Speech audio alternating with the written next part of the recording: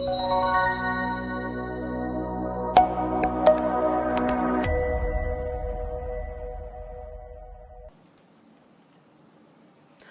People, good morning, good afternoon, good evening to all of you. कैसे हैं सब लोग? होप सो आप सब लोग बहुत बढ़िया रहेंगे। मैं बता दूं, मैं भी बहुत अच्छा हूं। आज आपका स्वागत है। अपना रिवीजन लेक्चर नंबर 5 है, वो आज अपन पढ़ने वाले हैं। 4 रिवीजन लेक्चर ऑलरेडी हो चुके हैं और होप सो आप सब लोगों ने देख लिए होंगे। तो आज हम कुछ मिसलेनियस टॉपिक है वो इस रिवीजन लेक्चर में कवर करेंगे। सबसे पहले हम स्टार्ट करते हैं पार्टनरशिप फर्म से। तो सर क्वेश्चन ये आता है, सर पार्टनरशिप फर्म और एलएलपी क्या इनकम टैक्स में अलग अलग है? Answer is no. In income tax मैं बता दूं, पार्टनरशिप फर्म और एलएलपी दोनों सेम है। तो इनकम टैक्स में जहां पे भी पार्टनरशिप फर्म का नाम आता है, इसका मतलब यहां पे एलएलपी भी साथ में आ जाएगी। लेकिन एक चीज समझना, जो सेक्शन 44 एडी अपन ने पढ़ी थी अंडर पीजीबीपी, वो 44 एडी पार्टनरशिप फर्म को मिलता है, बट वो एलएलपी को नहीं मिलता है। तो एक सिर्फ इतना सा फर्क है जो आपको मैं पीजीबीपी में मैंने पढ़ाया था। तो चलो अब क्वेश्चन ये आता है, सर पार्टनरशिप फर्म पे टैक्स कौन सी रेट से लगता है? तो पार्टनरशिप फर्म पे टैक्स रेट इज 30%। 30% फ्लैट 30% की रेट से टैक्स लगेगा।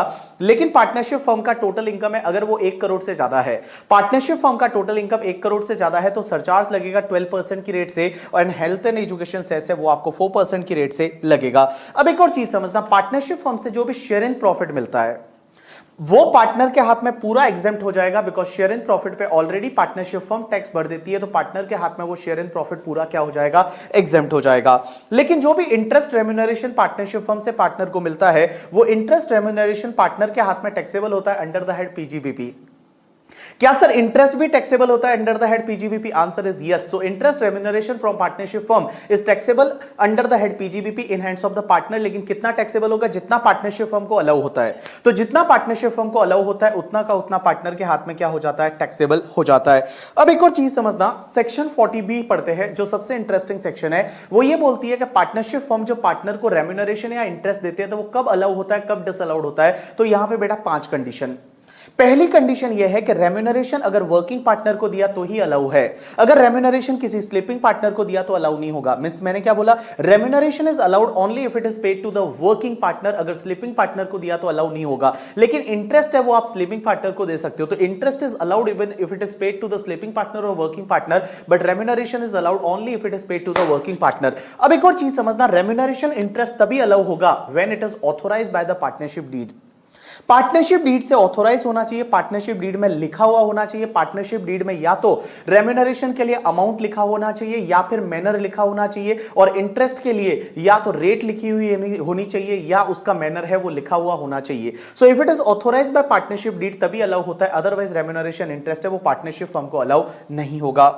एक और चीज समझना, पार्टनरशिप डीड में जो रेम्यूनरेशन इंटरेस्ट प्रोवाइड होता है वो प्रोस्पेक्टिवली है तो तो अलाउ होगा।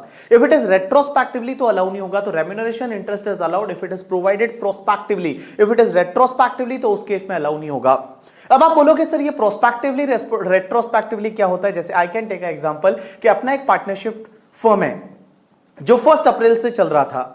अब उसमें अपन ने क्या किया, पार्टनरशिप डीड में कोई भी रेम्यूनरेशन इंटरेस्ट का जिक्र नहीं है। आज हम क्या करते हैं, रेम्यूनरेशन इंटरेस्ट प्रोवाइड करते हैं और हम बोलते हैं कि 1 अप्रैल से रेम्यूनरेशन इंटरेस्ट है वो अलाउ होना चाहिए। क्या ये सही है? Answer is no.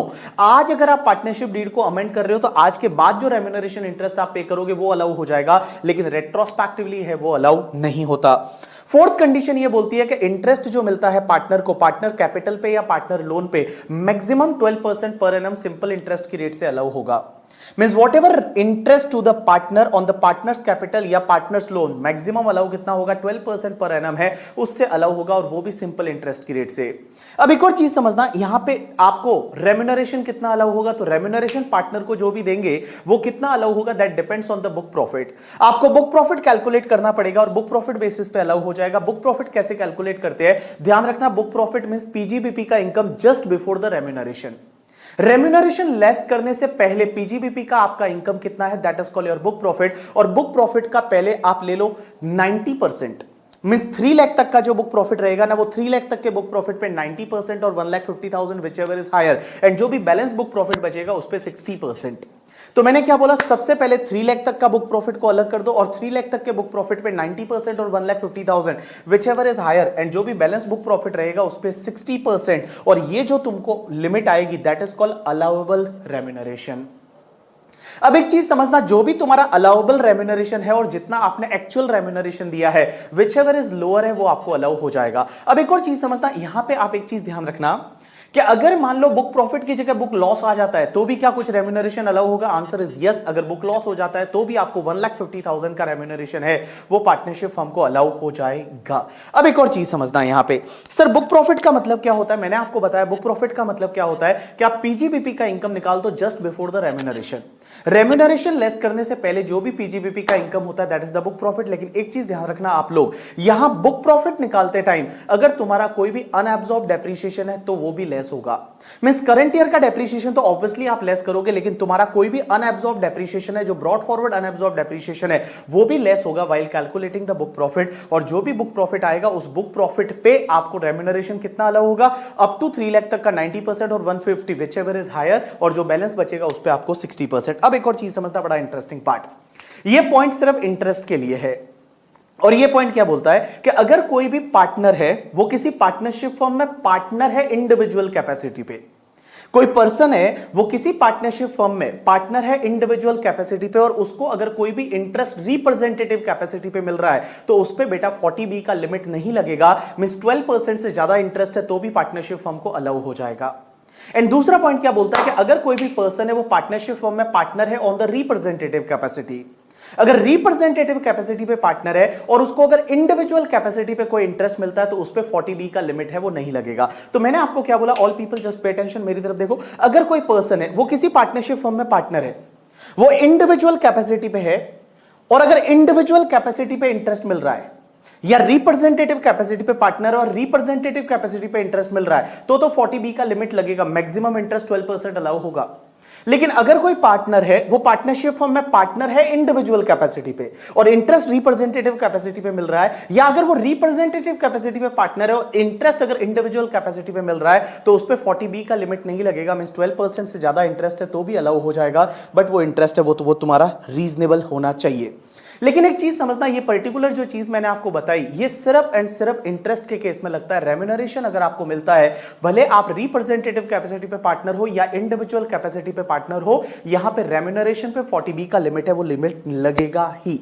अब एक और चीज समझना, एक सेक्शन होती है 78 ये बोलती है कि अगर कोई भी पार्टनर है वो पार्टनरशिप फर्म से रिटायर हो जाता है या किसी पार्टनर की डेथ हो जाती है, तो या तो कोई पार्टनर पार्टनरशिप फर्म से रिटायर हो जाता है या किसी पार्टनर की डेथ हो जाती है, तो उसके हिस्से के जो भी ब्रॉट फॉरवर्ड लॉसेज है, उसके हिस्से के जो भी ब्रॉट फॉरवर्ड लॉसेज है, वो ब्रॉट फॉरवर्ड लॉसेज ना तो पार्टनरशिप फर्म कैरी फॉरवर्ड कर पाएगी और ना ही वो पार्टनर कैरी फॉरवर्ड कर पाएगा। तो जैसे I can take example, 3 partner है ABC, टोटल लॉस है वो 9 लाख पुराना चला आ रहा है। मान लो A है वो चला जाता है तो A का हिस्से का लॉस जो 3 लाख है वो 3 लाख है, वो partnership firm as well as partner उसको कैरी फॉरवर्ड नहीं कर सकता। लॉस में कोई भी लॉस, पीजीबीपी का, कैपिटल गेन का कोई भी लॉस है, वो partnership firm as well as the partner carry forward नहीं कर पाएगा। तो मैंने क्या बोला, अगर कोई पार्टनर की डेथ हो जाती है, कोई पार्टनर रिटायर हो जाता है, तो उसके हिस्से के जो भी लॉसेस रहेंगे वो ना तो पार्टनरशिप फर्म कैरी फॉरवर्ड कर सकती है और ना ही वो पार्टनर कैरी फॉरवर्ड कर सकता है।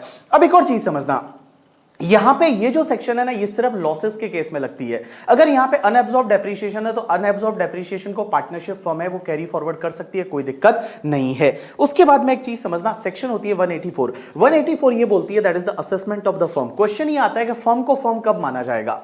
मैं बता दूं फर्म को फर्म कब माना जाएगा, जब 3 कंडीशन सेटिस्फाइड होती है। पहली कंडीशन वहां पे बेटा पार्टनरशिप डीड होना चाहिए, दूसरी कंडीशन ये कि पार्टनरशिप डीड में PSR मेंशन होना चाहिए, और तीसरी कंडीशन ये कि जब भी पार्टनरशिप फर्म बनती है तो जब भी पार्टनरशिप फर्म पहला रिटर्न फाइल करेगी उस रिटर्न के साथ में उनका डीड को लगाएगी। तो देखो बेटा, मैंने बोला पार्टनरशिप फर्म कब मानी जाती है, जब 3 कंडीशन सेटिस्फाइड होती है। पहली कंडीशन पार्टनरशिप डीड होना चाहिए, दूसरी कंडीशन उसमें PSR मेंशन होना चाहिए, और तीसरी कंडीशन जो है कि भैया पहले रिटर्न के साथ में डीड को लगाना है। बट प्रैक्टिकल लाइफ में आजकल डीड को रिटर्न के साथ में लगाते नहीं है, क्योंकि प्रैक्टिकल लाइफ में आज की डेट में क्या होता है, ई रिटर्न फाइल होता है, तो उस केस में डीड की कॉपी साथ में लगाते नहीं है।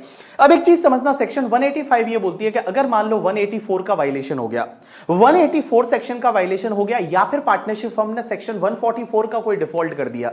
144 कौन सा, तुम्हारा असेसमेंट में बेस्ट जजमेंट असेसमेंट वाला, तो 144 का कोई डिफॉल्ट कर दिया या 184 का वायलेशन हो गया, तो सेक्शन 185 ये बोलती है कि पार्टनरशिप फर्म जो भी पार्टनर को रेम्यूनरेशन इंटरेस्ट देती है वो अलाउ नहीं होगा, 1 रुपया भी पार्टनरशिप फर्म को अलाउ नहीं होगा। और जब पार्टनरशिप फर्म को अलाउ नहीं हो रहा है तो obviously it is not going to be taxable in hands of the partner, वो पार्टनर के हाथ में टैक्सेबल भी नहीं होगा। तो जब पार्टनरशिप फर्म को अलाउ नहीं हो रहा है तो वो पार्टनर के हाथ में टैक्सेबल भी नहीं होगा। उसके बाद एक सेक्शन होती है 187 बोलती है change in constitution of partnership firm. ये सेक्शन ये बोलती है कि अगर मान लो किसी भी साल कोई पार्टनर है वो रिटायर हो जाता है या कोई पार्टनर एडमिट होता है, लेकिन एटलीस्ट एक पुराना पार्टनर कंटिन्यू करता है, that is called change in constitution of firm. या तो कोई पार्टनर रिटायर हो जाता है या कोई पार्टनर एडमिट करता है, लेकिन एटलीस्ट पुराना एक पार्टनर कंटिन्यू करता है, that is called change in constitution of firm. या फिर ऑल पार्टनर कंटिन्यू करते हैं लेकिन उनका पीएसआर चेंज हो जाता है, ऑल पार्टनर कंटिन्यू करते हैं लेकिन उनका पीएसआर चेंज हो जाता है, that is also called change in constitution of firm. अब एक चीज समझना, एक सेक्शन होती है 188, that is called succession of firm. Succession of firm क्या होता है कि अगर जो चेंज इन कॉन्स्टिट्यूशन नहीं है वो तुम्हारा सक्सेशन माना जाएगा। जैसे एबीसी पार्टनर थे और यहां पे आपका डीईएफ हो गया, that is called succession. But अगर मान लो एबीसी थे, उसमें से ए चला गया और बीसीडी हो गया, तो वो तुम्हारा change in constitution of firm है। अब एक चीज समझना, सक्सेशन और चेंज इन कॉन्स्टिट्यूशन में फर्क क्या रहेगा कि अगर change in constitution of partnership firm है तो उस ईयर में उस पार्टनरशिप फर्म का एक ही रिटर्न जाएगा, लेकिन अगर सक्सेशन ऑफ पार्टनरशिप फर्म है तो उस केस में उस ईयर में पार्टनरशिप फर्म के दो रिटर्न जाएंगे। एक तो प्रीडिसेसर पार्टनरशिप फर्म अपना रिटर्न फाइल करेगी और एक सक्सेसर पार्टनरशिप फर्म है वो अपना रिटर्न फाइल करेगी। उसके बाद में एक सेक्शन होती है 188A। 188A is a joint and several liability of the partner. अब एक चीज समझना, जिस ईयर में कोई भी पर्सन पार्टनर था किसी पार्टनरशिप फर्म में, even for the one day, then also उस ईयर की जो भी पार्टनरशिप फर्म की लायबिलिटी आएगी उसके लिए वो partner jointly and severally liable है। जैसे आई कैन टेक एग्जांपल कि मान लो अमर अकबर एंथनी तीन पार्टनर थे, उन्होंने बीबी सर को इस साल पार्टनर बना दिया और वो 10 साल से पार्टनर थे। वो 10 साल से पार्टनर थे, AB like Amar Akbar and Anthony, और बीबी सर को इस साल पार्टनर बना दिया।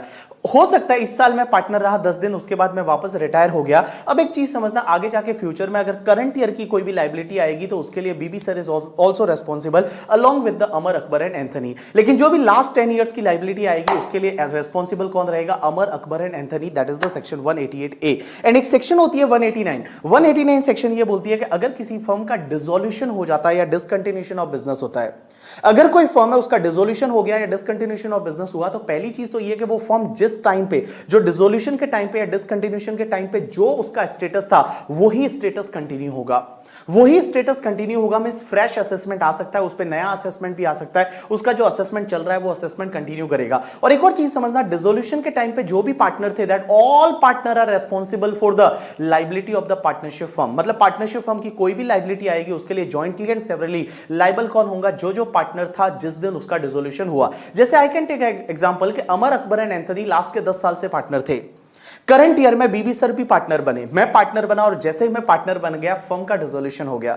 तो जैसे ही फर्म का डिसोल्यूशन हो गया तो मैं बताऊं लास्ट के 10 साल की जो लायबिलिटी फर्म की आएगी उसके लिए I am also responsible, means मैं भी रेस्पॉन्सिबल हूं लास्ट की 10 साल की लायबिलिटी के लिए। आंसर इज यस, मैं भी लायबल रहूंगा, क्योंकि जो लोग डिसोल्यूशन के टाइम पे रहते हैं उनको असेट में उनका हक होता है, तो ऑब्वियसली जो भी लायबिलिटी आएगी उसके लिए मैं भी रेस्पॉन्सिबल हूं। एंड सेक्शन 167C ये बोलती है कि भैया अगर किसी भी एलएलपी की बात करें तो एलएलपी एक्ट में लिखा हुआ है कि पार्टनर की लायबिलिटी लिमिटेड होती है, लेकिन इनकम टैक्स एक्ट के लिए एलएलपी के पार्टनर की लायबिलिटी भी अनलिमिटेड रहेगी। तो for the purpose of the income tax LLP के पार्टनर की लायबिलिटी है वो भी क्या हो रहेगी? Unlimited. You got my point?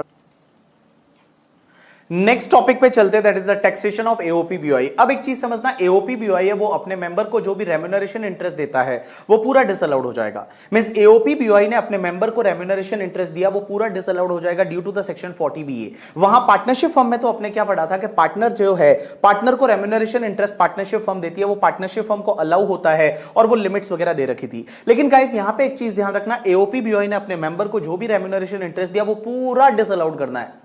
लेकिन इंटरेस्ट को डिसअलाउड करते टाइम एक चीज ध्यान रखना कि भैया जो इंटरेस्ट है ना वो नेट ऑफ करके डिसअलाउड करना है। नेट ऑफ करके डिसअलाउड उसका मतलब क्या हुआ? जैसे आई कैन टेक एग्जांपल के एओपीबीवाई ने अपने मेंबर को जो इंटरेस्ट दिया वो 20,000 है, लेकिन मेंबर से इंटरेस्ट मिल रहा है वो 7,000 है, तो डिसअलाउड क्या 20,000 होगा? Answer is no, disallowed only 13,000 होगा। तो जो नेट ऑफ करने के बाद जो इंटरेस्ट रहेगा उतना आपको डिसअलाउड करने का है। अब एक और चीज समझना, क्वेश्चन ये आता है कि एओपीबीवाई पे टैक्स रेट क्या होती है। तो मैंने आपको पहले तो क्या बता रखा है, पहले टॉपिक में मैंने बताया था कि एओपीबीवाई पे जो टैक्स रेट रहेगी वो स्लैब रेट से रहेगी, लेकिन क्या स्लैब रेट से एओपीबीवाई पे टैक्स लगता है? Answer is no. तो इधर देखो, सबसे पहली चीज आपको ये देखनी है कि एओपीबीवाई का जो भी पार्ट, जो मेंबर है वो मेंबर का शेयर नोन है या अननोन है। अगर मेंबर का शेयर है वो नोन है तो क्या होगा? तो इधर देखना सब लोग, जो मेंबर्स है वो मेंबर का शेयर्स नोन है, जितने भी एओपी बीओआई में मेंबर है, मेंबर का पीएसआर है वो नोन है। अब एक चीज समझना, उसमें दो पार्ट। सबसे पहला कि all member having net taxable income is up to basic exemption. जितने भी मेंबर है उन सब मेंबर का नेट टैक्सेबल इनकम जो है, टोटल इनकम है, वो अप टू बेसिक एग्जम्पशन है, मींस 2.5 लाख से ज्यादा नहीं है। मींस जितने भी मेंबर है, ऑल मेंबर का net taxable income is up to 2,50,000। तो उस केस में आप एक काम करो, एओपी बीओआई की इनकम पे टैक्स लगा दो स्लैब रेट से। मींस एओपी बीओआई की इनकम है वो स्लैब रेट से टैक्स लगेगा, मींस अप टू 2,50,000। कोई टैक्स नहीं, 250 to 5 lakh 5%, 5 lakh to 10 lakh 20%, more than 10 lakh 30%।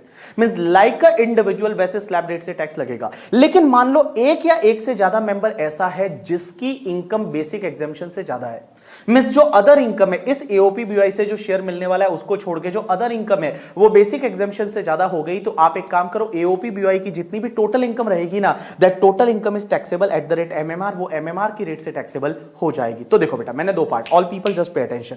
सबसे पहला, जितने भी मेंबर है उन मेंबर का शेयर नोन है। पहली चीज, मेंबर्स है वो मेंबर्स का शेयर नोन है। उसमें दो पार्ट। सबसे पहले, all member is having total income is up to basic exemption, तो एओपी बीओआई पे टैक्स लगा दो स्लैब रेट से।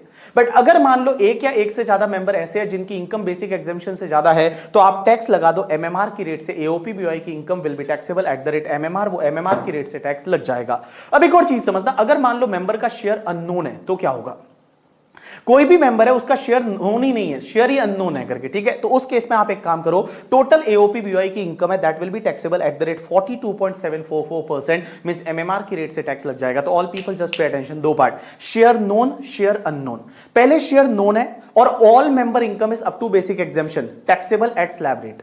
बट अगर एक या एक से ज्यादा मेंबर ऐसा है जिसकी इनकम बेसिक एग्जम्पशन से ज्यादा है, तो एमएमआर की रेट से टैक्स लगा दो। और अगर शेयर नोन ही नहीं है तो पूरी इनकम पे एमएमआर की रेट से टैक्स लगा दो। अब एक चीज समझना, उसके बाद मैंने दो नोट दे रखे, that is the note number 1 and note number 2। अब एक चीज समझना, नोट नंबर 1 ये बोलता है कि मेंबर का शेयर नोन है, मेंबर जो है मेंबर का शेयर नोन है, लेकिन कोई एक मेंबर ऐसा है, एक या एक से ज्यादा कोई मेंबर ऐसा है जिसका इनकम टैक्सेबल होता है एमएमआर से भी ज्यादा रेट पे।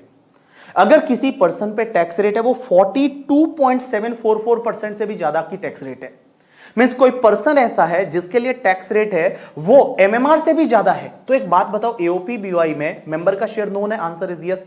तो एओपी बीओआई की टोटल इनकम जो होगी ना, उसमें से उस मेंबर का जितना शेयर होगा, उस मेंबर का जितना शेयर होगा, वो शेयर पे उस हायर रेट से टैक्स लग जाएगा और बाकी वाली इनकम पे एमएमआर की रेट से टैक्स लग जाएगा। एंड दूसरा पार्ट क्या बोलता है कि अगर मेंबर का शेयर नोन नहीं है और कोई मेंबर ऐसा है that is taxable at rate higher than MMR, तो आप एक काम करो, एओपी बीओआई की जितनी भी इनकम है ना, वो पूरी इनकम पे आप हायर रेट से टैक्स लगा दो। जितनी भी इनकम है उस पूरी इनकम पे आप क्या करो, हायर रेट से टैक्स है वो हायर रेट से टैक्स लगा दो। यू गॉट माय पॉइंट और नॉट? यस। अब एक और चीज समझना आप लोग, सर क्वेश्चन ये आता है कि सर मान लो एओपी बीओआई को लॉस होता है, तो लॉसेस है वो मेंबर में बांटे जाएंगे या एओपी बीओआई खुद ही कैरी फॉरवर्ड करेगी? Right answer is AOP BOI खुद कैरी फॉरवर्ड करेगी।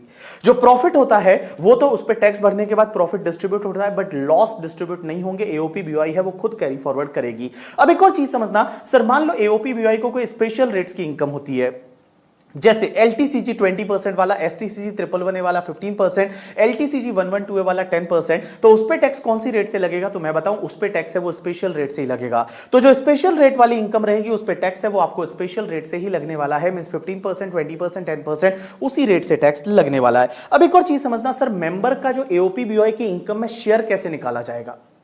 जो मेंबर है वो मेंबर का शेयर कैसे निकाला जाएगा? तो एक चीज समझना, आप तो बोलोगे क्या करना है, जो एओपी बीओआई की इनकम है उस पे सीधा पीएसआर अप्लाई कर दो, ऐसा करना है? Answer is no. आप एक काम करो, एओपी बीओआई की इनकम निकालो और जो एओपी बीओआई की टोटल इनकम है ना, उस टोटल इनकम में से पहले रेम्यूनरेशन इंटरेस्ट को आप लेस कर दो। भाई जितना जितना रेम्यूनरेशन जिसको दिया है, जितना जितना इंटरेस्ट जिसको दिया है, वो पहले आप लेस कर दो टोटल इनकम में से। तो जो रेम्यूनरेशन इंटरेस्ट दिया है वो तो रेस्पेक्टिव ले लो उनका, और उसके बाद जो बचेगा उसको पीएसआर में डिवाइड कर दो।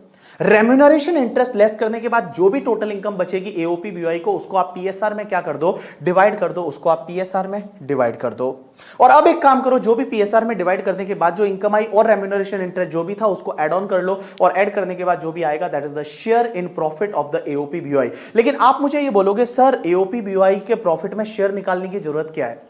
शेयर तो एग्जेम्प्ट होना चाहिए, क्योंकि एओपी बीओआई ने जब ऑलरेडी टैक्स भर दिया है तो मेंबर के हाथ में शेयर एग्जेम्प्ट होना चाहिए। तो क्या मेंबर के हाथ में शेयर एग्जेम्प्ट होता है? Answer is yes. लेकिन एक चीज ध्यान रखना, अगर एओपी बीओआई वो एक नंबर वाली है, एओपी बीओआई ने अगर स्लैब रेट से टैक्स भरा है, एओपी बीओआई जो है उसने अगर मान लो ये पार्ट ए वाली है, उसने एओपी बीओआई ने अगर स्लैब रेट से टैक्स भरा है तो उस केस में मेंबर का शेयर जो है वो मेंबर की इनकम में जोड़ा जाएगा। और जोड़ोगे कैसे? तो आप क्या करोगे, सबसे पहली चीज कि जो भी आपका मेंबर का खुद का जो इनकम है एंड जो एओपी बीओआई से शेयर आया उसको आप टोटल कर दो, that is called your total income. उस पे आप टैक्स निकाल दो, tax including surcharge health and education cess, और उसके बाद में आपको क्या होगा, रिबेट मिलेगी कि एओपी बीओआई ने ऑलरेडी उस इनकम पे टैक्स भरा है और आपके हाथ में वापस वो इनकम टैक्सेबल हो रही है, तो यहां पे आपको रिबेट मिलेगी सेक्शन 86 में। रिबेट कैसे मिलेगी कि जो भी टैक्स लायबिलिटी उस मेंबर की आएगी multiply by share from AOP BOI और डिवाइड बाय टोटल इनकम, इस प्रोपोर्शनेट रेट से आपको यहां रिबेट मिल जाएगी और जो बचेगा उतना टैक्स मेंबर को पे करना पड़ेगा। तो एक बात बताऊं आपको, एओपी बीओआई से जो भी शेयर इन प्रॉफिट मिलता है वो कब ऐड करने की जरूरत है मेंबर के हाथ में? सिर्फ एक ही केस में, जब एओपी बीओआई ने स्लैब रेट से टैक्स भरा है। अगर एओपी बीओआई है वो एमएमआर से टैक्स भरता है या हायर रेट से टैक्स भरता है तो उस केस में मेंबर का शेयर मेंबर के हाथ में ऐड करने की जरूरत नहीं है। बट अगर एओपी बीओआई ने स्लैब रेट से टैक्स भरा है तो एओपी बीओआई से जो भी मेंबर को इनकम मिलेगा वो मेंबर के हाथ में ऐड होगा, टोटल इनकम में लेंगे और टैक्स निकालेंगे और फिर उस पर रिबेट मिलेगा सेक्शन 86 का। लेकिन एक चीज ध्यान रखना, 86 का आपको रिबेट लेना है वो आपको health and education cess add करने के बाद लेना है। मींस आप एक काम करो, जो भी तुम्हारा इनकम आता है उस पर टैक्स निकालो, ऐड करो surcharge health and education cess add करो और उसके बाद जो भी डबली टैक्स इनकम है उस पर आप रिबेट लोगे प्रोपोर्शनेटली। रिबेट कैसे मिलेगा कि जो भी tax liability divide by total income multiply by AOP BOI से शेयर कितना है उतना प्रोपोर्शनेटली आपको रिबेट यहां पे मिल जाएगा। अब एक और चीज समझना, ये रिबेट नहीं मिलेगा अगर एओपी बीओआई ने टैक्स नहीं भरा। एओपी बीओआई का इनकम 2.5 लाख से कम था तो एओपी बीओआई ने अगर कोई भी टैक्स नहीं भरा तो ये रिबेट है वो मेंबर को नहीं मिलेगा। अब एक और चीज समझना, all people just pay attention, ये सेम वैसा का वैसा कंसेप्ट जैसा मैंने पार्टनरशिप फर्म में बताया था। एक बात बताओ, अगर कोई भी मेंबर है वो किसी एओपी बीओआई में इंडिविजुअल कैपेसिटी पे मेंबर है और उसको इंटरेस्ट मिलता है वो रिप्रेजेंटेटिव कैपेसिटी पे मिलता है तो उस पे 40 बीए नहीं लगेगा, मींस वो इंटरेस्ट अलाउ हो जाएगा। मैंने क्या बोला? अगर कोई भी मेंबर किसी एओपी बीओआई में इंडिविजुअल कैपेसिटी पे मेंबर है और इंटरेस्ट रिप्रेजेंटेटिव कैपेसिटी पे मिल रहा है तो उस पे 40 बीए नहीं लगेगा, मींस जितना इंटरेस्ट है वो पूरा अलाउ हो जाएगा एओपी बीओआई को। या फिर कोई मेंबर वहां पे मेंबर है in the AOP BOI on representative capacity पे और इंटरेस्ट अगर उसको इंडिविजुअल कैपेसिटी पे मिल रहा है तो उस पे भी 40 बीए नहीं लगेगा, मींस पूरा इंटरेस्ट अलाउ हो जाएगा। इसका मतलब एक बात बताऊं मैं आपको, अगर कोई मेंबर है वो इंडिविजुअल कैपेसिटी पे मेंबर है और इंडिविजुअल कैपेसिटी पे इंटरेस्ट मिल रहा है, या रिप्रेजेंटेटिव कैपेसिटी पे मेंबर है और रिप्रेजेंटेटिव कैपेसिटी पे इंटरेस्ट मिल रहा है तो 40 बीए लगेगा और इंटरेस्ट आपका डिसअलाउड हो जाएगा। यू गॉट माय पॉइंट और नॉट? यस, चलो, सो this is the completion of topic AOP BOI. Yes people, now next topic is a business trust। अब एक बात समझना, दो तरह के बिजनेस ट्रस्ट होते हैं, एक तो REIT जिसको अपन रिट बोलते हैं, that is real estate investment trust, और एक INVIT that is infrastructure investment trust. अब एक चीज समझना, ये बिजनेस ट्रस्ट क्या होते हैं? क्या बिजनेस ट्रस्ट है वो लोगों से पैसा लेते हैं और वो रियल एस्टेट मार्केट में लगाते हैं। लोगों से पैसा लेते हैं और वो रियल एस्टेट मार्केट में लगाते हैं थ्रू एसपीवी या फिर खुद के भी रियल एस्टेट प्रोजेक्ट वगैरह हो सकते हैं। अब एक चीज समझना, बिजनेस ट्रस्ट के मैंने यहां पे कुछ एग्जांपल दे रखे हैं, जैसे बिजनेस ट्रस्ट है वो इंडिया ग्रिड ट्रस्ट है, वो बिजनेस ट्रस्ट है, या फिर आपने सुना होगा बैंगलोर बेस्ड दो कंपनी है, एक तो एम्बेसी ऑफिस पार्क रिट और mind space business park writ, ये जो है ये तुम्हारे बिजनेस ट्रस्ट है। अब एक चीज समझना, ये बिजनेस ट्रस्ट का पूरा टॉपिक आप 10 मिनट ध्यान देना, आपको मैं पूरा इस चार्ट से समझा दूंगा। अगर ये चार्ट आपको समझ में आ गया तो आपको पूरा टॉपिक समझ में आ गया, और अगर ये चार्ट समझ में नहीं आया तो आपको कोई टॉपिक, ये वाला टॉपिक है वो समझ में नहीं आया। तो देखो बेटा, समझने की कोशिश करना। सबसे पहले सबसे ऊपर होते हैं यूनिट होल्डर। ये जो यूनिट होल्डर रहते हैं ना, ये यूनिट होल्डर इन्वेस्ट किस में करते हैं? बिजनेस ट्रस्ट में। मिस बिजनेस ट्रस्ट की यूनिट खरीदते हैं तो ये यूनिट होल्डर बन जाते हैं। जैसे म्यूचुअल फंड की यूनिट खरीदते हैं आप तो यूनिट होल्डर बनते हो, वैसे ही ये यूनिट होल्डर जो होते हैं वो यूनिट होल्डर क्या करते हैं कि बिजनेस ट्रस्ट की यूनिट खरीदते हैं तो ये बिजनेस ट्रस्ट के यूनिट होल्डर हो जाते हैं। और बिजनेस ट्रस्ट के पास में जो भी पैसा आता है वो बिजनेस ट्रस्ट किस में इन्वेस्ट करता है? एसपीवी में करता है। एसपीवी का मतलब यहां पे स्पेशल पर्पस व्हीकल है, और स्पेशल पर्पस व्हीकल का मतलब कोई इंडियन कंपनी होती है जो रियल एस्टेट बिजनेस में वगैरह एंगेज होती है, that is called your SPV, और I can say that the special purpose vehicle. तो देखो बेटा, यहां पे 3 लोगों का इन्वॉल्वमेंट हुआ। सबसे ऊपर unit holder, unit holder invest किसमें करेगा? आपका बिजनेस ट्रस्ट में, और बिजनेस ट्रस्ट इन्वेस्ट किसमें करेगा? एसपीवी में। तो मैंने क्या बोला? सबसे ऊपर unit holder, unit holder will invest in the business trust will invest in the SPV. अब एक चीज समझना, all people just pay attention.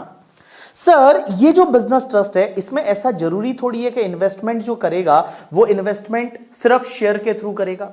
ऐसा भी तो हो सकता है ना कि ये जो बिजनेस ट्रस्ट है, इस बिजनेस ट्रस्ट ने इस एसपीवी में इन्वेस्ट किया, वो डेट के माध्यम से किया, मींस या तो डिबेंचर खरीद लिए, बॉन्ड्स खरीद लिए, लोन दे दिया, ऐसे किया, तो क्या होगा? ये एसपीवी जो है वो इस बिजनेस ट्रस्ट को क्या देगा? इंटरेस्ट देगा।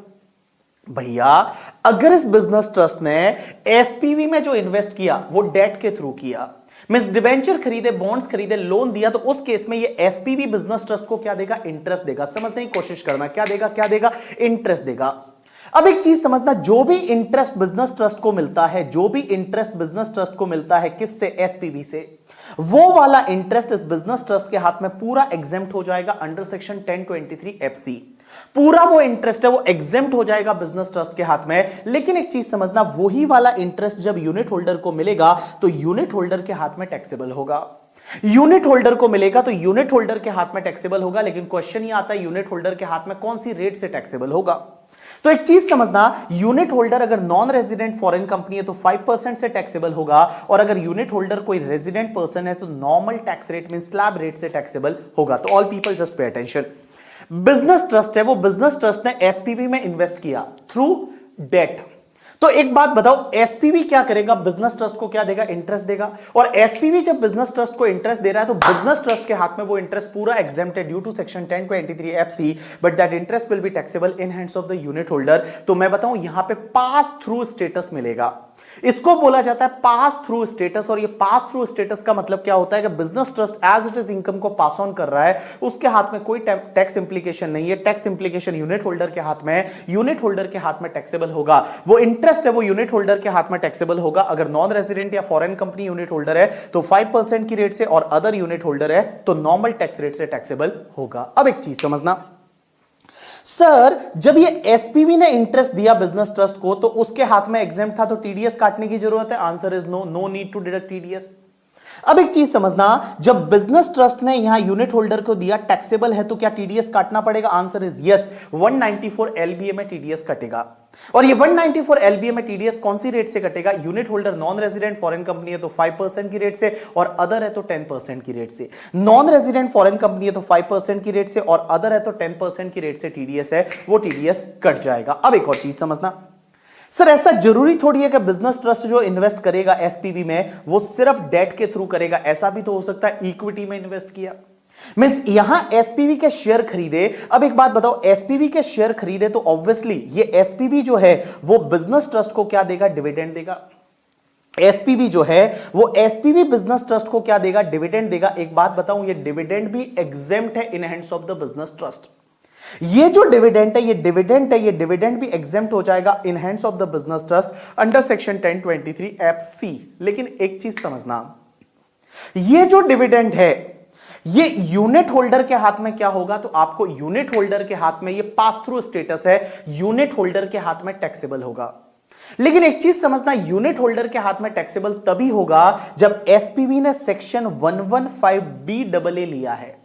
115BAA मींस वो 22% वाली टैक्स रेट वाला सेक्शन। तो जो 115BAA अगर एसपीवी ने लिया है तो उस केस में ये डिविडेंड है, ये यूनिट होल्डर के हाथ में टैक्सेबल हो जाएगा। और कौन सी रेट से टैक्सेबल होगा? अगर नॉन रेजिडेंट फॉरेन कंपनी है तो आप देखो 10% की रेट से, और अदर है तो नॉर्मल टैक्स रेट की रेट से। तो मैंने क्या बोला, समझने की कोशिश करना। अगर डिविडेंड मिलता है वो डिविडेंड बिजनेस ट्रस्ट के हाथ में एग्जेम्प्ट हो जाएगा अंडर सेक्शन 1023 एफसी, बट वो डिविडेंड जो है वो यूनिट होल्डर के हाथ में टैक्सेबल होगा। बट वो टैक्सेबल तभी होगा जब एसपीवी ने टैक्स भरा था 115BAA में।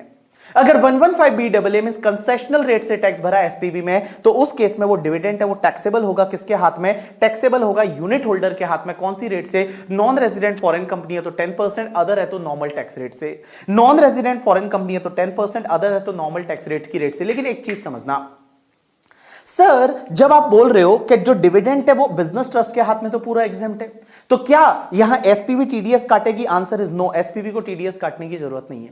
लेकिन मुझे एक बात बताओ, अगर ये जो बिजनेस ट्रस्ट है इसने जब डिविडेंड यूनिट होल्डर को दिया और यूनिट होल्डर के हाथ में अगर वो टैक्सेबल हो रहा है, क्योंकि एसपीवी ने 115BAA लिया था, तो यूनिट होल्डर के हाथ में वो टैक्सेबल हो रहा है, तो टीडीएस कटेगा। Answer is yes. कौन सी सेक्शन में कटेगा? 194 में कटेगा। अगर नॉन रेजिडेंट फॉरेन कंपनी को दिया तो भी 10% की रेट से टीडीएस कटेगा, और अगर रेजिडेंट को दिया तो भी 10% की रेट से टीडीएस कटेगा। लेकिन एक चीज समझना, ये डिविडेंड जो है ये यूनिट होल्डर के हाथ में टैक्सेबल तभी होता है जब एसपीवी ने 115BAA में टैक्स भरा है। अगर एसपीवी ने नॉर्मल टैक्स रेट से टैक्स भरा है, जो एसपीवी है, एसपीवी ने नॉर्मल टैक्स रेट से टैक्स भरा है, तो उस केस में वो डिविडेंड बिजनेस ट्रस्ट के हाथ में भी एग्जेम्प्ट है और यूनिट होल्डर के हाथ में भी एग्जेम्प्ट हो जाएगा अंडर सेक्शन 1023FD। तो देखो बेटा, मैंने आपको अभी तक दो इनकम के बारे में बताया। मेरी तरफ देखो, मेरी तरफ देखो, मेरी तरफ देखो। देखो, सबसे ऊपर यूनिट होल्डर।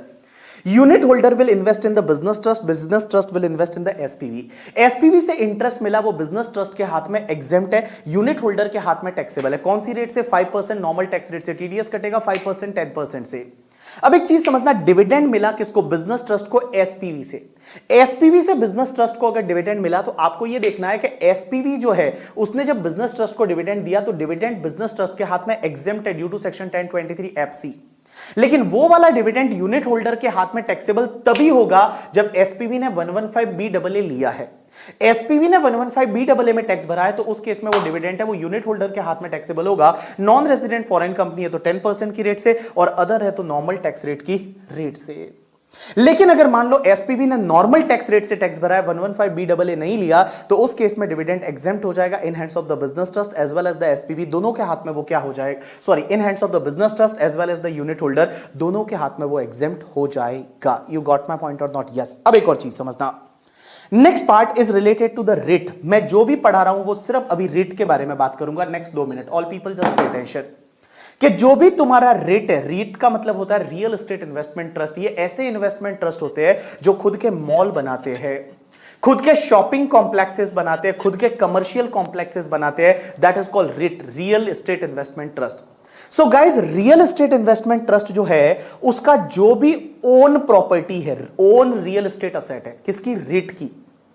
रिट की जो ओन रियल एस्टेट असेट है उस पे अगर कोई भी इनकम मिलता है, मींस रेंटल इनकम मिलता है, जैसे मान लो रिट का खुद का मॉल है, रिट का खुद का शॉपिंग कॉम्प्लेक्स है, और उस पे जो रेंटल इनकम मिलता है ना, वो रेंटल इनकम एग्जेम्प्ट है under section 1023FCA, but that rental income will be taxable in hands of the unit holder.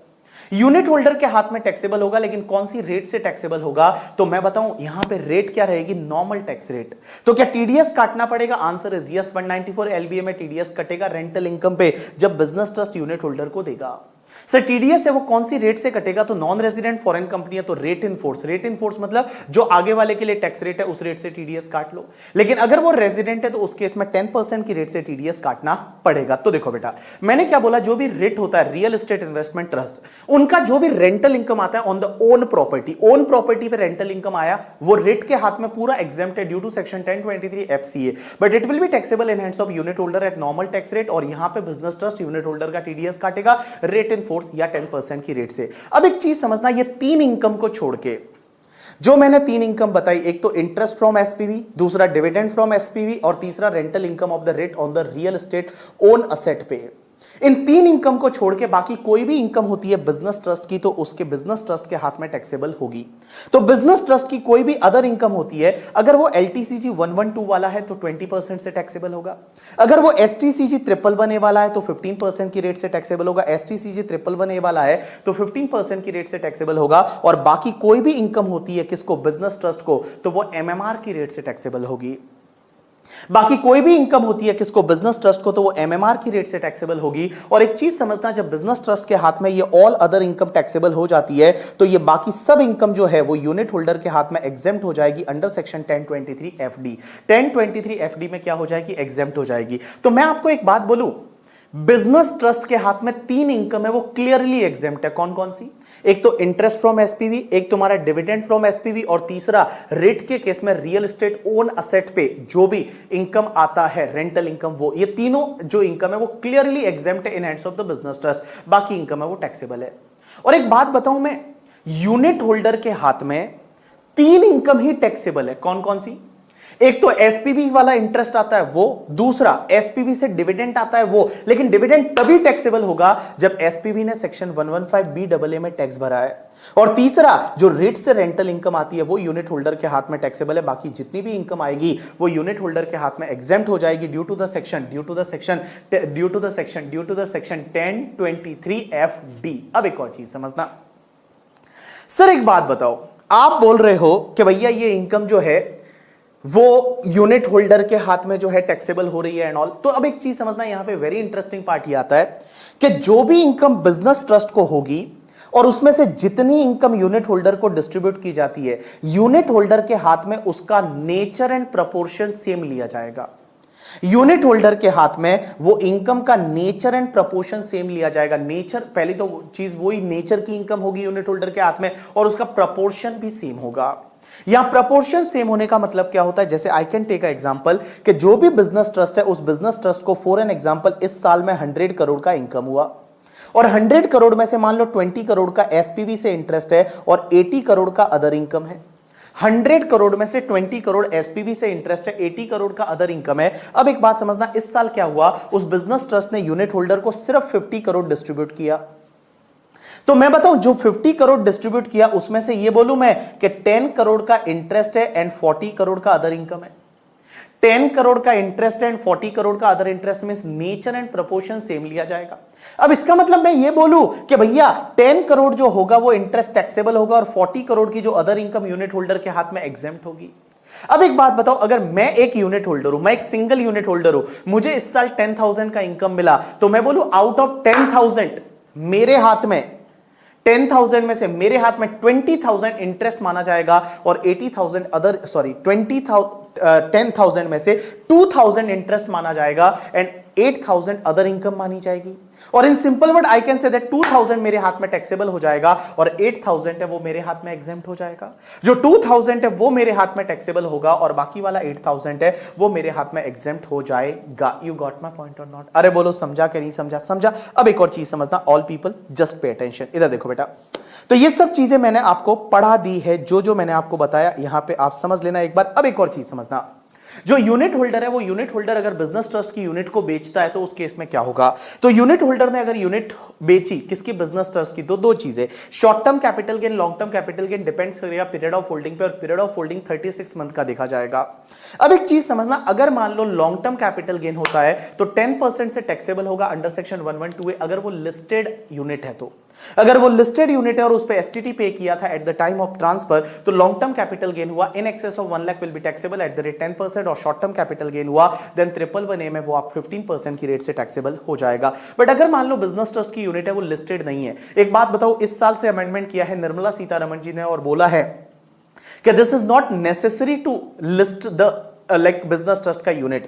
पहले क्या था, बिजनेस ट्रस्ट का यूनिट है वो लिस्टेड ही होना चाहिए था, बट अब लिस्टेड वाला कंडीशन हटा दिया गया है। तो अगर मान लो बिजनेस ट्रस्ट का यूनिट लिस्टेड नहीं है तो भी चलेगा, अगर अनलिस्टेड यूनिट है तो भी चलेगा। तो अनलिस्टेड यूनिट है अगर लॉन्ग टर्म कैपिटल गेन होता है 20% से टैक्सेबल होगा और शॉर्ट टर्म कैपिटल गेन हुआ तो आपका नॉर्मल टैक्स रेट से टैक्सेबल हो जाएगा। यू गॉट माय पॉइंट और नॉट? यस। अब एक और चीज समझना आप लोग, यहां पे एक कंसेप्ट आता है that is called sponsor. Sponsor क्या होता है, जो बिजनेस ट्रस्ट को स्पॉन्सर करता है।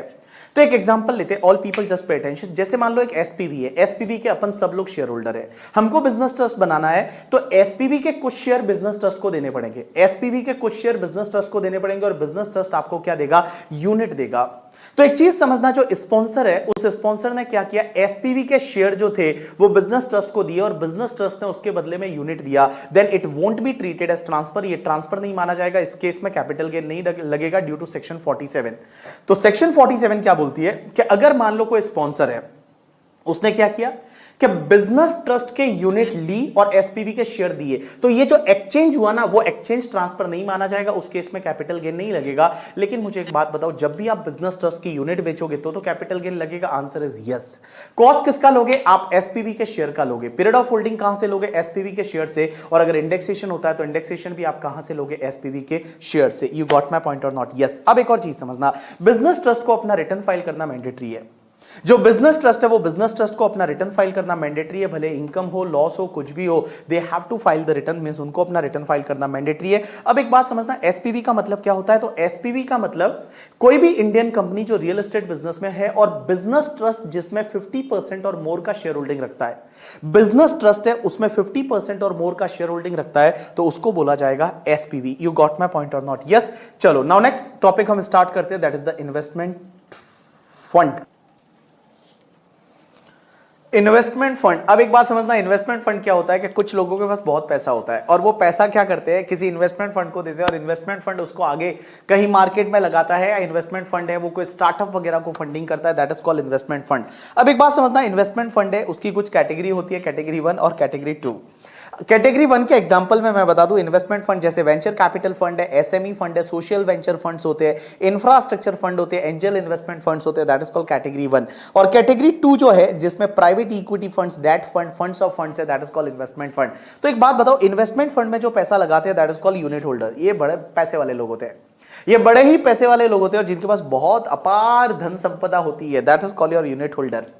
यूनिट होल्डर पैसा किसमें लगाते हैं? इन्वेस्टमेंट फंड में। और इन्वेस्टमेंट फंड जो है वो फिर पैसा मार्केट में लगाता है या खुद बिजनेस करता है या किसी स्टार्टअप को फंड करता है and all, that is called investment fund. अब एक चीज समझना, इन्वेस्टमेंट फंड जो है ना, उसकी जितनी भी इनकम होती है, जो भी इनकम इन्वेस्टमेंट फंड की होगी, वो ऑल इनकम इन्वेस्टमेंट फंड के हाथ में एग्जेम्प्ट है। इन्वेस्टमेंट फंड के हाथ में ऑल इनकम एग्जेम्प्ट है, सिर्फ पीजीबीपी को छोड़ के। पीजीबीपी है वो इन्वेस्टमेंट फंड के हाथ में टैक्सेबल होगी, बाकी पीजीबीपी को छोड़ के बाकी सब इनकम इन्वेस्टमेंट फंड के हाथ में एग्जेम्प्ट होगी। एंड यूनिट होल्डर के हाथ में मैं बता दूं, जो भी इनकम इन्वेस्टमेंट फंड से मिलेगी वो ऑल इनकम यूनिट होल्डर के हाथ में टैक्सेबल है, पीजीबीपी को छोड़ के, बिकॉज पीजीबीपी पे टैक्स इन्वेस्टमेंट फंड ने भर दिया तो यूनिट होल्डर के हाथ में एग्जेम्प्ट है। तो इन सिंपल वर्ड मैं आपको बताता हूं, इधर देखो, इधर देखो, इधर देखो, इन्वेस्टमेंट फंड के हाथ में all income is exempt except PGBP, और यूनिट होल्डर के हाथ में all income is taxable except PGBP, PGBP को छोड़ के। अब एक और चीज समझना, सर जो इन्वेस्टमेंट फंड है उसकी टैक्स रेट क्या रहेगी? तो उसकी टैक्स रेट डिपेंड करेगी क्या इन्वेस्टमेंट फंड है उसका कॉन्स्टिट्यूशन क्या है। अब आप बोलोगे टैक्स रेट की क्या जरूरत, पीजीबीपी की इनकम के लिए टैक्स रेट की जरूरत पड़ेगी ना, तो उसके लिए आपको क्या करना पड़ेगा, आपको ये देखना पड़ेगा इन्वेस्टमेंट फंड है वो कौन से फॉर्म में है। इन्वेस्टमेंट फंड अगर कंपनी या पार्टनरशिप फर्म के फॉर्म में तो 30% से टैक्स लगेगा, और किसी अदर फॉर्म में है तो एमएमआर की रेट से टैक्स लगेगा।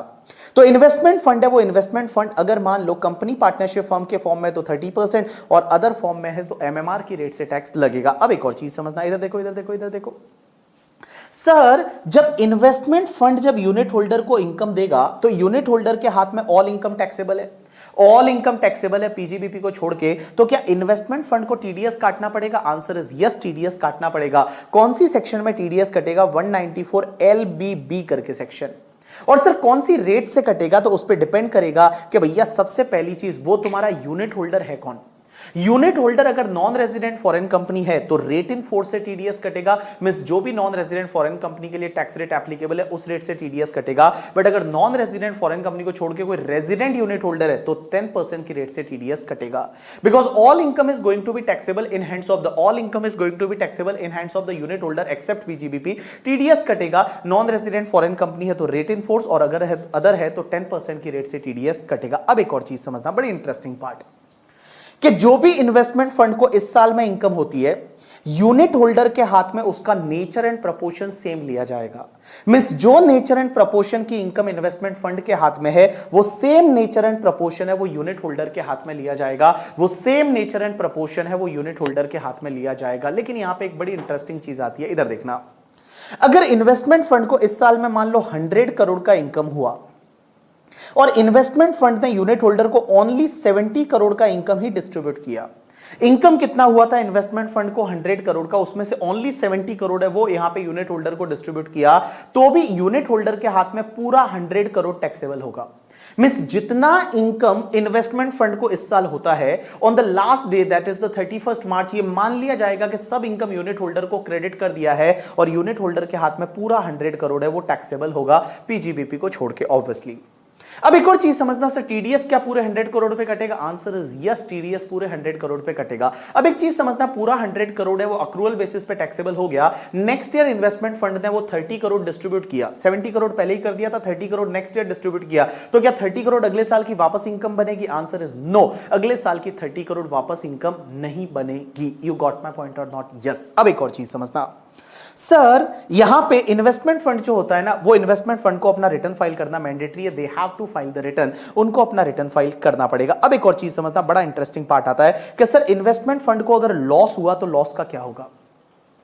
इन्वेस्टमेंट फंड को लॉस हुआ, प्रॉफिट जो होता है, प्रॉफिट में पीजीबीपी का प्रॉफिट पे इन्वेस्टमेंट फंड टैक्स भरता है, अदर प्रॉफिट पे यूनिट होल्डर टैक्स भरता है। लेकिन लॉसेस है, वो लॉसेस भी क्या यूनिट होल्डर को बांटे जाएंगे? पहले नहीं बांटे जाते थे, लेकिन लास्ट ईयर से, दैट इज प्रीवियस ईयर 1920 से, प्रीवियस ईयर 1920 से उन्होंने अमेंडमेंट किया और उन्होंने बोला कि यस, जो लॉसेस है पीजीबीपी को छोड़ के, बिकॉज पीजीबीपी का इनकम इन्वेस्टमेंट फंड के हाथ में टैक्सेबल है, तो लॉसेस भी इन्वेस्टमेंट फंड है वो खुद ही कैरी फॉरवर्ड सेट ऑफ करेगा। बट पीजीबीपी को छोड़ के जो भी लॉसेस होते हैं इन्वेस्टमेंट फंड के, वो यूनिट होल्डर को डिस्ट्रीब्यूट किए जाएंगे। उस यूनिट होल्डर को डिस्ट्रीब्यूट करेंगे जिसने 12 मंथ तक यूनिट होल्ड किया है या हेल्ड किया है। तो मैंने क्या बोला, अब अगर इन्वेस्टमेंट फंड का कोई भी लॉस होता है तो पीजीबीपी का लॉस हुआ। देखो एक और चीज समझना, पहले लॉसेस को सेट ऑफ करेगा इन्वेस्टमेंट फंड। जैसे मान लो पीजीबीपी का लॉस है और उसके सामने कैपिटल गेन है तो उसको सेट ऑफ करेगा, ठीक है। या मान लो आईएफओएस का इनकम है और पीजीबीपी का लॉस है तो उसको सेट ऑफ करेगा, या आईएफओएस का लॉस है कैपिटल गेन है तो उसको सेट ऑफ करेगा, आईएफओएस का लॉस है पीजीबीपी का इनकम है उसको सेट ऑफ करेगा। तो पहले सेट ऑफ तो इन्वेस्टमेंट फंड ही करेगा, और सेट ऑफ करने के बाद अगर कोई लॉस बचा, वो लॉस अगर पीजीबीपी का है तो इन्वेस्टमेंट फंड खुद ही उसको कैरी फॉरवर्ड करेगा। लेकिन अगर वो अदर लॉस है तो वो यूनिट होल्डर के हाथ में बांट दिया जाएगा, यूनिट होल्डर को डिस्ट्रीब्यूट किया जाएगा, और उस यूनिट होल्डर को डिस्ट्रीब्यूट किया जाएगा जिसने 12 मंथ तक यूनिट है वो हेल्ड की है, 12 मंथ तक उसने यूनिट रखी है, उसको वो डिस्ट्रीब्यूट किया जाएगा। यू गॉट माई पॉइंट और नॉट? यस। अब एक और चीज समझना, लेकिन sir what about the losses as on 31st March 2019? Because होता क्या था, प्रीवियस ईयर 18-19 से पहले, प्रीवियस ईयर 18-19 एंड उससे पहले क्या होता था कि जो भी लॉसेस होते थे वो इन्वेस्टमेंट फंड खुद ही कैरी फॉरवर्ड करता था, यूनिट होल्डर को नहीं बांटा जाता था। तो उन्होंने लास्ट ईयर अमेंडमेंट किया कि जो भी एक्यूमुलेटेड लॉसेस पड़े हैं पीजीबीपी को छोड़ के in hands of the investment fund on 31st March 2019, that will be distributed to the unit holder holding unit as on 31st March 2019। तो जिसके पास 31st March 2019 को यूनिट होगी, उस यूनिट होल्डर को वो लॉसेस है वो बांट दिया जाएगा। तो देखो क्या लिखा हुआ है, losses of investment fund set of करने के बाद पीजीबीपी का लॉस है या अदर हेड का लॉस है। पीजीबीपी का लॉस है carry forward and set off by investment fund only, लेकिन अदर हेड का लॉस है, आपको देखना पड़ेगा एक्यूमुलेटेड लॉसेस जो 31st March 2019 के थे, distributed to unit holder holding unit as on 31st March 2019 and can be carry forward and set off by unit holder for the remaining period. मतलब जितने पीरियड तक इन्वेस्टमेंट फंड ने किया वो investment fund ने किया, उसके बाद का रिमेनिंग पीरियड है वो यूनिट होल्डर को मिल जाएगा। लेकिन अगर मान लो करंट ईयर का जो लॉस है तो distribute to unit holder can be carry forward and set off by unit holder if unit hold by the unit holder for 12 month or more. You got my point और not? Yes. Now next topic is the securitisation trust. अब एक चीज समझना, securitisation trust क्या होता है वो आपने ऑलरेडी लॉ में पढ़ा हुआ है, सरफेसी करके, सरफेसी और सरफासी जो आप बोलते हो, that is called securitisation trust. अब एक चीज समझना, सिक्योरिटाइजेशन ट्रस्ट होता है और उसके इन्वेस्टर होते हैं जो इन्वेस्ट करते हैं सिक्योरिटाइजेशन ट्रस्ट में, और सिक्योरिटाइजेशन ट्रस्ट की जो इनकम है वो इन्वेस्टर को मिलती है। अब एक चीज समझना, सिक्योरिटाइजेशन ट्रस्ट को जो भी सिक्योरिटाइजेशन एक्टिविटी से इनकम होती है that is totally exempt. Securitisation trust को सिक्योरिटाइजेशन एक्टिविटी से जो भी इनकम होती है that is totally exempt, but that income will be taxable in hands of the unit holder. Investor के हाथ में वो टैक्सेबल हो जाएगा। लेकिन क्वेश्चन यहां पे ये आता है कि सर इन्वेस्टर के हाथ में टैक्सेबल होगा? Answer is yes. तो सिक्योरिटाइजेशन ट्रस्ट जब भी इन्वेस्टर को ये इनकम देगा तो सिक्योरिटाइजेशन ट्रस्ट को टीडीएस काटना पड़ेगा? Answer is yes. कौन सी सेक्शन में टीडीएस काटेंगे? 194 LBC में। 194 LBC सेक्शन है उसमें टीडीएस कटेगा। टीडीएस कौन सी रेट से कटेगा तो आपको देखना पड़ेगा कि जो इन्वेस्टर है वो कौन है। अगर वो इन्वेस्टर है वो रेजिडेंट इंडिविजुअल एचयूए पे इन्वेस्टर है, वो अगर रेजिडेंट इंडिविजुअल एचयूए पे तो 25% से टीडीएस काटो। अगर वो अदर रेजिडेंट पर्सन है तो 30% से टीडीएस काटो, और अगर नॉन रेजिडेंट फॉरेन कंपनी है तो उस केस में रेट इन फोर्स से टीडीएस काटो। तो आपको क्या देखना है कि भैया इन्वेस्टर है वो कौन है। इन्वेस्टर अगर मान लो रेजिडेंट इंडिविजुअल एचयूए पे 25% की रेट से, अगर मान लो अदर रेजिडेंट पर्सन है तो 30% की रेट से, नॉन रेजिडेंट फॉरेन कंपनी है तो बेटा रेट इन फोर्स की रेट से टीडीएस काटो। अब एक और चीज समझना है यहां पे कि जो भी सिक्योरिटाइजेशन ट्रस्ट को इनकम होती है, इन्वेस्टर के हाथ में वो इनकम है, उसका नेचर एंड प्रोपोर्शन सेम लिया जाएगा।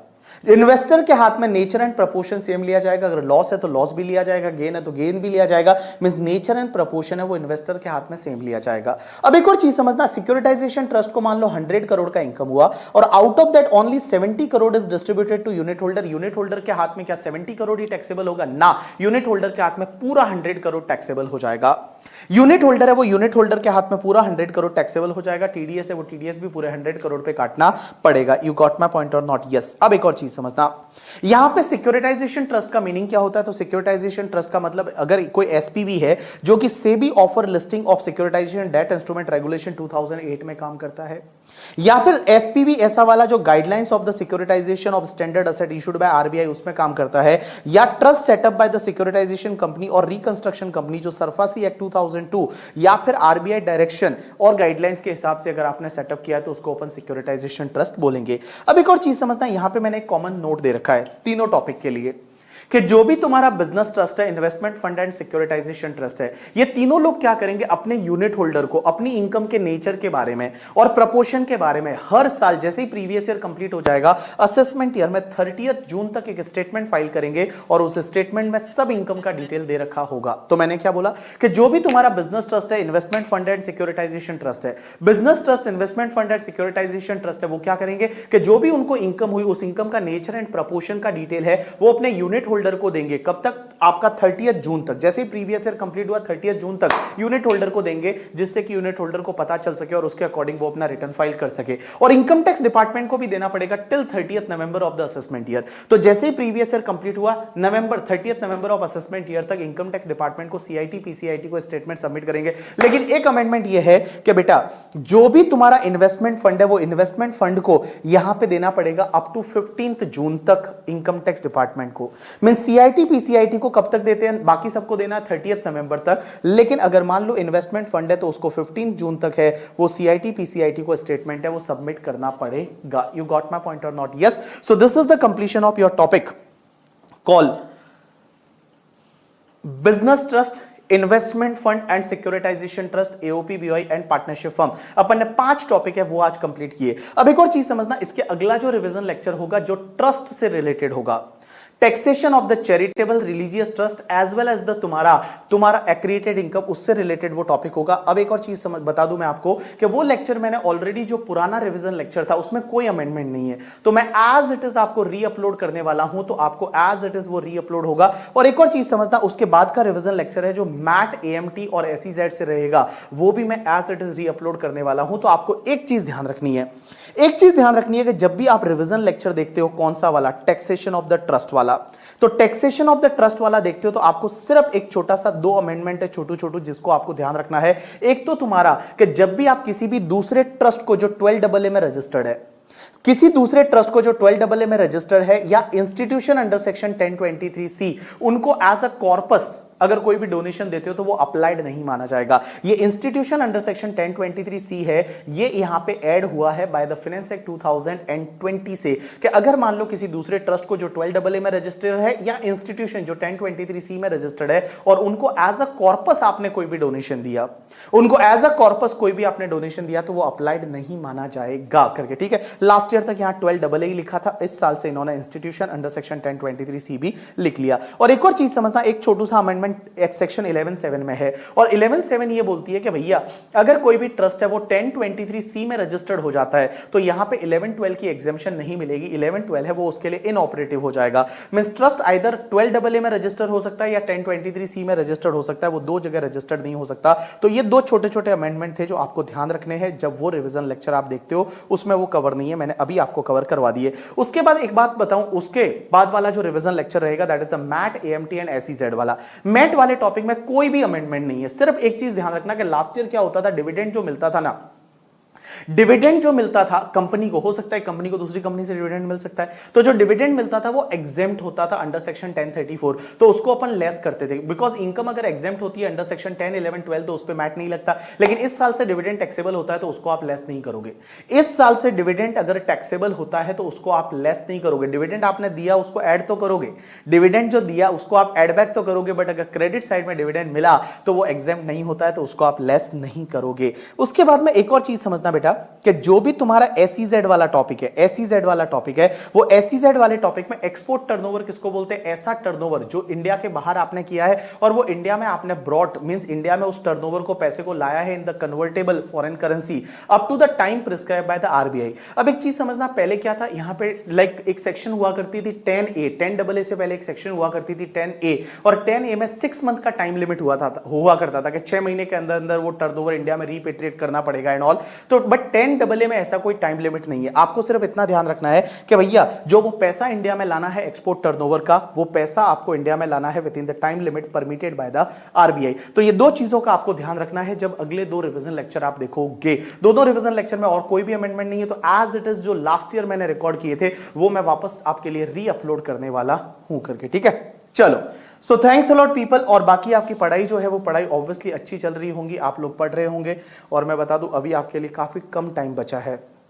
हर बार मैं बोलता हूं, इस बार भी बोल रहा हूं, काफी कम टाइम बचा है, और मैं बताऊं अब आप अपना पूरा लगा दो, जितनी जान लगा सकते हो उतना लगा दो, जितना पढ़ सकते हो उतना पढ़ लो। सिर्फ आपकी लाइफ में अब पढ़ाई होनी चाहिए और कुछ नहीं होना चाहिए। और अपने आप को थोड़ा मोटिवेट रखा करो, खुश रखा करो। तो चाहिए तो एक दिन में कभी भी आप घंटा भर खेल लिया करो, वॉक कर लिया करो, दौड़ लिया करो, जो करना है वो करो, लेकिन अपने आप को थोड़ा पॉजिटिव रखा करो, थोड़ा मोटिवेट रखा करो। ऐसा नहीं होना चाहिए कि आपके ऊपर बर्डन फेस करने लग जाओ एंड ऑल, ऐसा नहीं होना चाहिए। आप अपने को खुश रखा करो और उसके साथ साथ में आप मजे से पढ़ाई है वो पढ़ाई को कंप्लीट करो।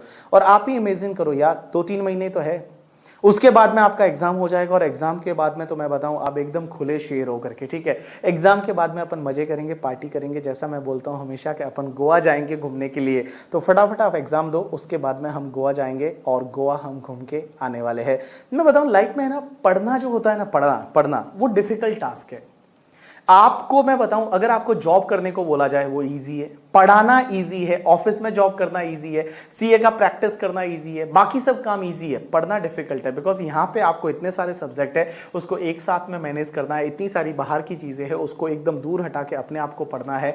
तो बेटा बहुत सारे एफर्ट्स लगते हैं, लेकिन एक बार आप पढ़ लिए ना, तो आप समझो ना, ये सोच के पढ़ोगे यार खत्म हो जाएगा, बस ये खत्म हो जाएगा। जो पढ़ाई इतने सालों से चल रही है, एक सपना लेके चल रहे हैं हम के सीए बनना है, ये सपना अपना पूरा हो जाएगा। और उसके बाद तो जो आपकी मर्जी है वो आप करो, ठीक है। जो आपको अच्छा लगे वो करो, और जिसमें आप बेस्ट कर सकते हो, मतलब जो चीज आप बेस्ट कर सकते हो ना वो करो। मैं हमेशा जो लोग सीए बन जाते हैं, या जो भी लाइक आप भी कभी भी अपनी लाइफ में जो भी करो, मैं यही बोलता हूं कि जो आपको बेस्ट लगे ना वो आप करना। मैं ऐसा नहीं बोल रहा हूं कि सबको बेस्ट लगना चाहिए आप जो कर रहे हो वो, नहीं, आपको खुद को अच्छा लगना चाहिए। आपको खुद को अच्छा लगना चाहिए कि जो भी आप कर रहे हो वो सही कर रहे हो या नहीं। मैं जब भी आप अपने आप से पूछोगे कि यार जो भी मैं कर रहा हूं क्या मैं वो सही कर रहा हूं या नहीं, अगर उसका आंसर आता है कि यस मैं बेस्ट कर रहा हूं, तो भैया आप आगे बहुत जाओगे, बहुत आगे जाओगे। और एक और चीज समझना आप लोग, अभी भी जब आप कुछ भी आप लोग अभी पढ़ाई कर रहे हो, और कभी कभी क्या होता है अपना टाइम बहुत खराब हो जाता है एंड ऑल, तो आप अपने आप से एक क्वेश्चन पूछा करो कि क्या आप क्या कर रहे हो। पहली चीज, जैसे फॉर एन एग्जांपल आप व्हाट्सएप पे बैठे हो, 1 घंटे से टाइम पास कर रहे हो, किसी को वैलेंटाइन डे विश कर रहे हो एंड ऑल, 1 घंटे से व्हाट्सएप पे बैठे हो, तो सबसे पहले पूछो अपने आप से कि आप क्या कर रहे हो, व्हाट्सएप पे बैठे हो। दूसरी चीज, आप कौन हो, आप कौन हो मींस आप अपने बारे में, आपकी बैकग्राउंड होनी चाहिए, अपने मम्मी पापा कौन है क्या है, तो आपके बैकग्राउंड दिमाग में आनी चाहिए आपकी। और तीसरा क्वेश्चन अपने आप से ये पूछ लिया करो कि क्या आप जो कर रहे हो वो सही कर रहे हो क्या। अगर उसका आंसर सही आता है कि यस आप सही कर रहे हो, तो आपको वो करना चाहिए। और अगर उसका आंसर आता है कि नहीं आप ये गलत कर रहे हो, तो प्लीज आप वो मत करना। जैसे आप लोग अगर मान लो पढ़ाई कर रहे हो, आप पूछते हो अपने आप से कि यस मैं पढ़ाई कर रहा हूं करके, ठीक है, आपका बैकग्राउंड आपको पता है, आप क्या कर रहे हो, पढ़ाई कर रहे हो, क्या आपको ये करनी चाहिए, ऑब्वियसली आपको ये करनी चाहिए, तो आपको उसके साथ में कंटिन्यू करना चाहिए। यू गॉट माई पॉइंट और नॉट? यस। तो चलो, थैंक्स अ लॉट पीपल। उसके बाद के जो 2 लेक्चर है वो मैंने आपको बोला कि पहले के रिकॉर्डेड लेक्चर रहेंगे, उसके बाद वाला लेक्चर में अपन वापस मिलने वाले हैं। थैंक्स अ लॉट पीपल, आज के लिए इतना बहुत है।